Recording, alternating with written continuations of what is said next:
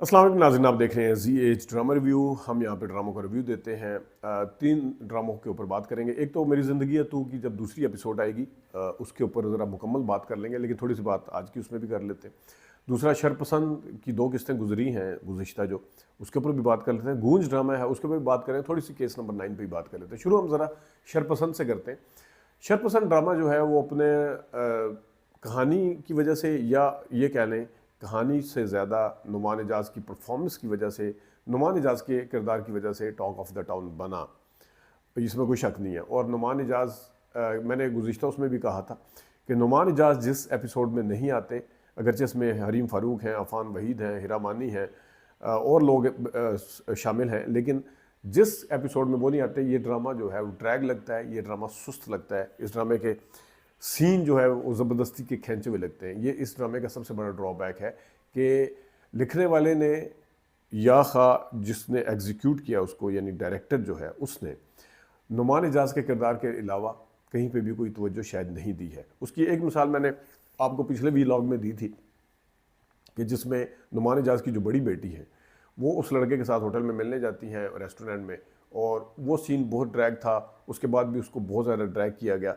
जिस तरह टाइम पूरा किया जा रहा है। मतलब है, अब एक अगर 6 मिनट का सीन है, बिलफर्ज 6 मिनट का सीन में आपके डायलॉग, 6 मिनट का सीन बहुत लंबा सीन होता है, 6 मिनट के सीन में आप डायलॉग बोल रहे हैं और डायलॉग ख़त्म होने के बाद यानी कि आप साइलेंट यूँ जो अक्सर दिखाते हैं ना, म्यूज़िक के साथ चल रहा है तो बात करें, तो फिर उसकी भी अगर कोई कसर रह जाती है तो ये सिर्फ टाइम पास है।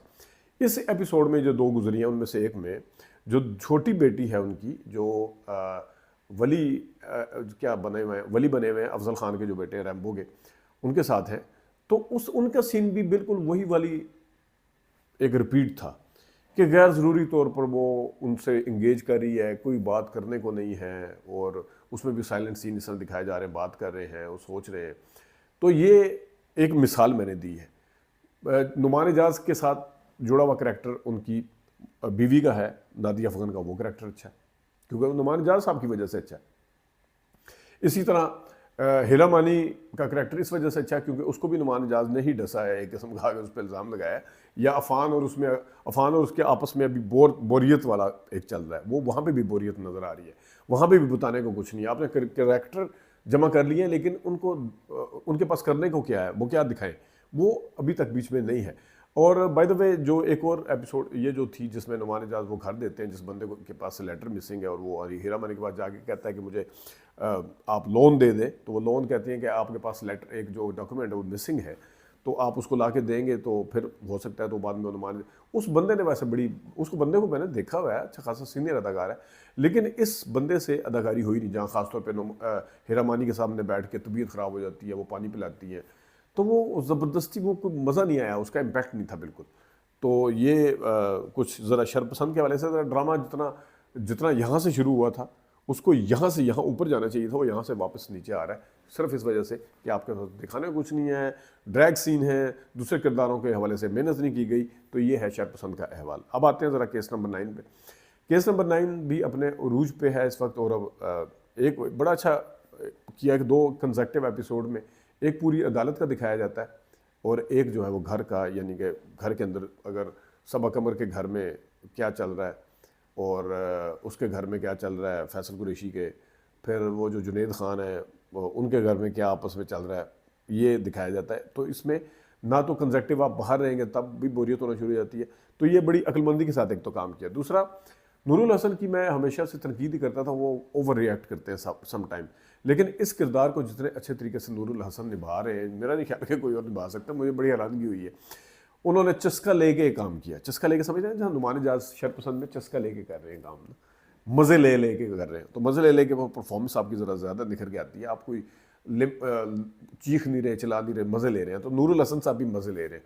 ख़ासतौर पर जहाँ अगरचे जो सबा कमर की वालदा है वो बड़ा टफ टाइम देती है, लेकिन ये सबा कमर के भाई को और वालिद को अच्छा खासा टफ टाइम देते हैं। वालदा अलबत्ता ज़ाहिर राइटर ने जिस तरह लिखा था वो छा जाती है, तो वो कहती हैं कि आप अपने घर की बातें, हो सकता है आपकी बीवी के ताल्लुकात आपके साथ ठीक ना हो, वो उनके वालिद साहब भी कहते हैं, तो हो सकता है आप अपनी बात कर रहे होंगे, आपके क्यों आपके अपनी बीवी के साथ ताल्लुकात ठीक नहीं है। उन्होंने कहा जी आपने ग्रेजुएशन किया, उन्होंने कहा जी मैंने इन कामों में ग्रेजुएशन नहीं की। तो फिर कहते हैं ये इस तरह साजिशें किस तरह कर लेती है। बड़ा अच्छा एक्शन रिएक्शन जो है, रद्दमल बहुत ज़बरदस्त है उनका। तो ये इसमें केस नंबर 9 में अच्छा जो है दिखा रहे हैं। बाकी ओवरऑल एक जो हकीकत दिखाई है जिसके साथ इस तरह का वाक़या पेश आया लड़की के साथ, और उसके घर वाले किस तरीके से सामना कर रहे हैं, उसका भाई मोहल्ले के अंदर किस तरह सामना कर रहा है, और फैसल कुरैशी का दिखाया, जुनैद खान का जहाँ दिखाया गया किस तरह वो बिज़नेस के सिर्फ चक्कर में या दोस्ती के चक्कर में साथ दे रहा है। तो ये बड़ा ज़बरदस्त, अदालत का माहौल बहुत अच्छा है और मज़ा आ रहा है देख के इसको। आमना शेख भी अच्छा काम कर रही है, सारे के सारे अपने किरदार में बहुत अच्छा काम कर रहे हैं।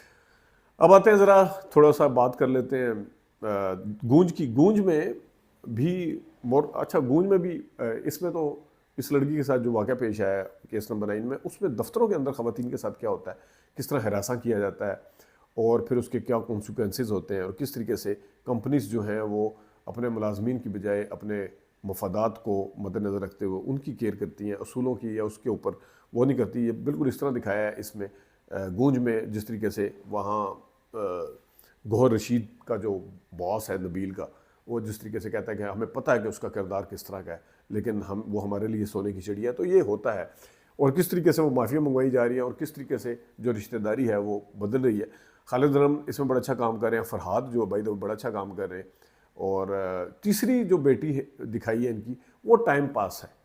वो जिस समय क्या ना ड्रामे की जब बाज़ दफ़ा आपने रखना होता है कि कुछ किरदार ना टाइम पास के लिए रखने होते हैं कि आपके पास जब फलानी चीज़ ख़त्म हो जाएगी तो हम फिर वो उसका टाइम पास है। उसका अभी जितनी किस्तें गुजर चुकी हैं, कोई सॉलिड किस्म का एक किरदार या एक रेलिवेंस जो है वो सब नहीं, वो इरेलीवेंट नज़र आ रही।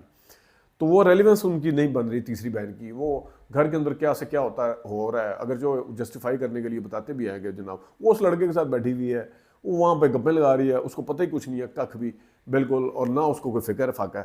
तो ये एक ज़रा बहुत ही अजीब सा दिखाया है।